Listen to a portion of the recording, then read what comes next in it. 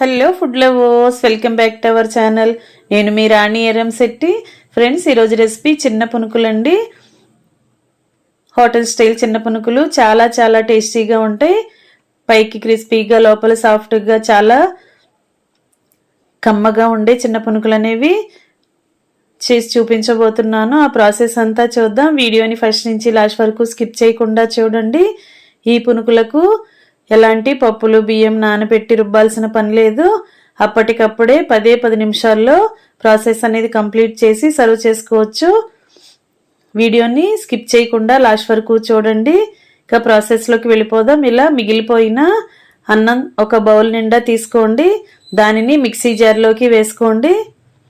దీనిలోకి అరకప్పు వరకు వాటర్ని పోసి మెత్తని పేస్ట్ లాగా గ్రైండ్ చేయండి. అప్పటికప్పుడు ఉడికించుకున్న అన్నమైనా కూడా వాడుకోవచ్చు, లేదంటే మిగిలిపోయిన అన్నంతో కూడా మనం ఈ చిన్న పునుకులు అనేవి చేసుకోవచ్చండి. ఇలా అన్నం అంతా కూడా మెత్తగా పేస్ట్ లాగా గ్రైండ్ అయింది కదా. ఈ విధంగా గ్రైండ్ చేసుకున్న దానిని ఒక బౌల్లోకి వేసుకుందాం. అన్నం మెతుకులు అనేవి ఎక్కడా కూడా తగలకుండా మొత్తం అంతా కూడా మెత్తగా పేస్ట్ లాగా గ్రైండ్ అవ్వాలి. అంతవరకు కూడా గ్రైండ్ చేసుకోండి. అవసరం అనుకుంటే కొంచెం కొంచెంగా వాటర్ని యాడ్ చేస్తూ గ్రైండ్ చేసుకోవచ్చు. ఇలా మొత్తం అంతా మిక్సింగ్ బౌల్లోకి వేసుకున్నాం కదా. ఇప్పుడు ఏ కప్పుతో మనం అన్నం కొలుచుకు తీసుకున్నామో అదే కప్పుతో 1 కప్పు అన్నం తీసుకున్నాం కదా. 2 కప్పుల వరకు పొడి బియ్యం పిండిని తీసుకోండి. దీనిలోకి టేస్ట్కి సరిపడా సాల్ట్ వేసుకోండి.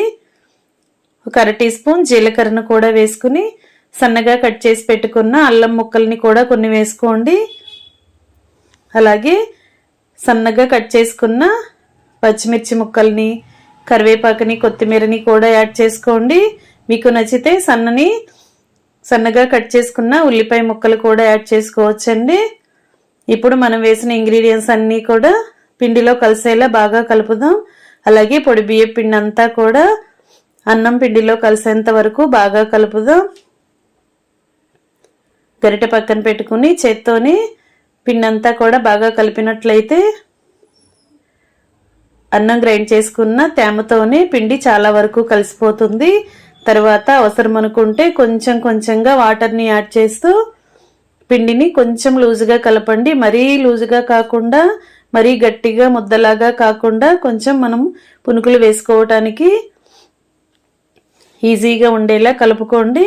దీనిలోకి చిటికెడు వంట సోడా వేసుకోండి. మనం పునుకులు అప్పటికప్పుడే వేస్తున్నాం కాబట్టి వంట సోడా యాడ్ చేస్తున్నానండి. మీకు వద్దనుకుంటే స్కిప్ చేసేయచ్చు.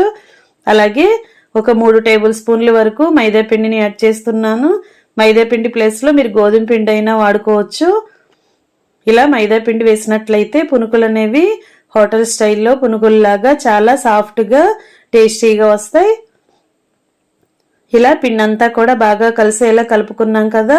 ఇప్పుడు గిన్నెలో వాటర్ తీసుకుని చేతిని వాటర్తో తడుపుకుంటూ పిండిని తడి చేత్తో ఇలా మరొకసారి బాగా కలిపి ఇలా వేళ్లతో బీట్ చేస్తున్నట్లుగా కలిపినట్లయితే మనం వేసిన వంట సోడా కానీ మైదా పిండి కానీ బాగా కలుస్తాయి. మరీ పిండిని లూజుగా కాకుండా ఇలా నేను చూపించిన విధంగా కలుపుకోండి. అన్నం 1 కప్పు రైస్ని, ఉడికించిన రైస్ని మిక్సీ జార్లో వేసి గ్రైండ్ చేసుకున్నాం కదా. దానిలో 1/2 కప్పు వరకు వాటర్ని యాడ్ చేసాం. వాటర్ వద్దు అనుకుంటే మీరు 1/2 కప్పు పుల్లటి పెరుగు కానీ చిక్కటి మజ్జిగ కానీ యాడ్ చేసుకుని రుబ్బుకోవచ్చండి. అప్పుడు కూడా పునుకులు అనేవి చాలా చాలా టేస్టీగానే వస్తాయి.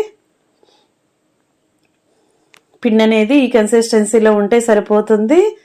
కలుపుకోవటం కంప్లీట్ అయింది కదా. ఇంకా డీప్ ఫ్రై స్టార్ట్ చేద్దాం. స్టవ్ ఆన్ చేసి కళాయి పెట్టుకుని డీప్ ఫ్రైకి సరిపడా ఆయిల్ పోయండి. ఆయిల్ కాగిన తర్వాత చేతిని కొంచెంగా వాటర్తో తడుపుకుంటూ తడి చేత్తో కొంచెం కొంచెంగా పిండిని తీసుకుంటూ ఇలా ఆయిల్లో చిన్న చిన్న పునుగుల్లాగా వేసుకోండి. పునుగులు వేయటం కంప్లీట్ అయిన తర్వాత ఫ్లేమ్ని మీడియంలో పెట్టుకుని లోపల వరకు కూడా బాగా క్రిస్పీగా ఫ్రై అయ్యేంత వరకు గరిటెతో కలుపుకుంటూ డీప్ ఫ్రై చేయండి. ఈ విధంగా క్రిస్పీగా ఫ్రై అయిన తర్వాత ఆయిల్ నుండి తీసేయండి. ఫ్రెండ్స్, ఛానల్ని ఫస్ట్ టైం వాచ్ చేస్తున్న వారు సబ్స్క్రైబ్ చేసుకుని పక్కనే ఉన్న బెల్ బటన్ క్లిక్ చేయటం మాత్రం మర్చిపోకండి. నేను పెట్టబోయే రెసిపీస్ అన్ని డైలీ మీ ఫోన్కి నోటిఫికేషన్కి వస్తే ఓపెన్ చేసి చూడండి. ఇలా ఆయిల్లో డీప్ ఫ్రై చేసుకున్నవన్నీ కూడా ప్లేట్లోకి పెట్టేసుకున్నాం కదా.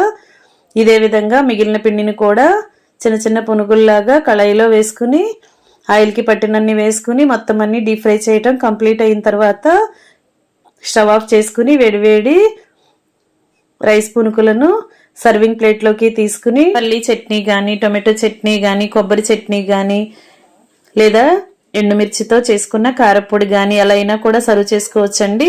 ప్రాసెస్ నచ్చినట్లయితే మీరు కూడా కుక్ చేసి ఫ్యామిలీకి సర్వ్ చేయండి. వీడియోకి లైక్ చేసి ఛానల్ని సబ్స్క్రైబ్ చేసుకుని పక్కనే ఉన్న బెల్ బటన్ క్లిక్ చేయటం మాత్రం మర్చిపోకండి. Thanks for watching. నేను మీ రాణి ఎర్రంశెట్టి.